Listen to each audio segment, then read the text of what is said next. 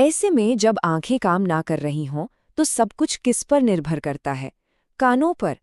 Air traffic control और दोनों planes के पायलट्स पूरी तरह से सिर्फ और सिर्फ एक चीज पर निर्भर थे, रेडियो। तो बस यहीं से कहानी में तनाव बनना शुरू होता है। 2 जेट्स और 1 रनवे। और अब आते हैं उस एक मोमेंट पे जिसने सब कुछ बदल दिया।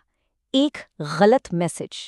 केएलएम के कप्तान के हेडसेट में एयर ट्रैफिक कंट्रोल से एक आवाज आती है। मैसेज के बस कुछ ही शब्द सुनाई देते हैं, यू आर क्लियर्ड, यानी आपको क्लियरेंस है। और बस यही वो शब्द थे जिन्होंने सबसे बड़ी गलतफहमी पैदा कर दी। कप्तान ने क्या समझा कि उन्हें टेक ऑफ की परमिशन मिल गई है, लेकिन सच्चाई क्या थी? सच्चाई ये थी कि मैसेज पूरा था ही नहीं और पैन एम का प्लेन अभी भी उसी रनवे पर था, उस घने कोहरे में कहीं आगे। तो इस एक गलत फहमी का नतीजा क्या हुआ? एविएशन के इतिहास का सबसे बड़ा क्रैश। ये सोचते हुए कि टेक ऑफ की परमिशन मिल चुकी है, केएलएम के कप्तान ने प्लेन के इंजन्स को फुल पावर दे दी और वो विशाल 747 उस घने कोहरे को चीरता हुआ रनवे पर पूरी स्पीड से दौड़ने लगा। और फिर अचानक कोहरे के पर्दे के पीछे से ठीक सामने एक और विशाल प्लेन की परछाई दिखी। वो पैन एम का प्लेन था, बिल्कुल उनके रास्ते में। इस टक्कर को रोकना अब नामुमकिन था। उस दिन उस रनवे पर 583 लोगों की जानें चली गईं। इतने बड़े हादसे के बाद जाहिर है इन्वेस्टिगेशन शुरू हुई।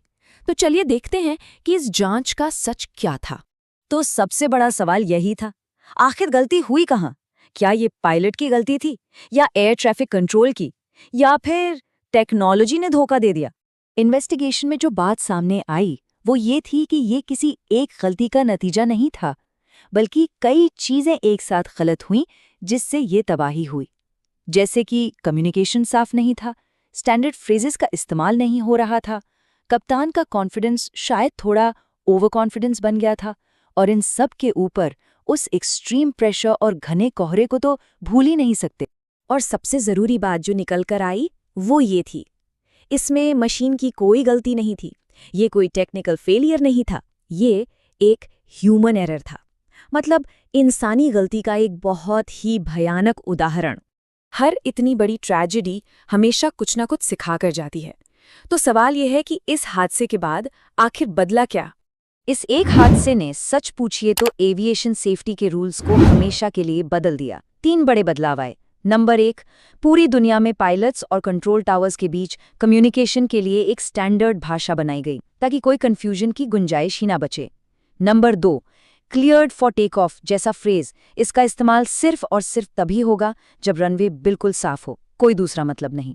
और नंबर 3, जो कि बहुत ज़रूरी है, कॉकपिट का कल्चर बदला गया। को पायलट्स और बाकी क्रू मेंबर्स को ये अधिकार दिया गया कि वो कप्तान के फैसले को चैलेंज कर सकें अगर उन्हें कुछ गलत लगे। और अंत में ये सोचना ही कितना दर्दनाक लगता है कि अगर उस दिन कम्युनिकेशन बस थोड़ा सा बेहतर होता, शायद एक शब्द का भी फर्क होता ना, तो वो 583 लोग आज जिंदा होते।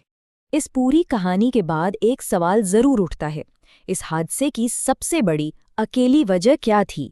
क्या वो घना कोहरा था, कम्युनिकेशन की कमी, या फिर इंसानी ओवर कॉन्फिडेंस? इस पर सोचना जरूरी।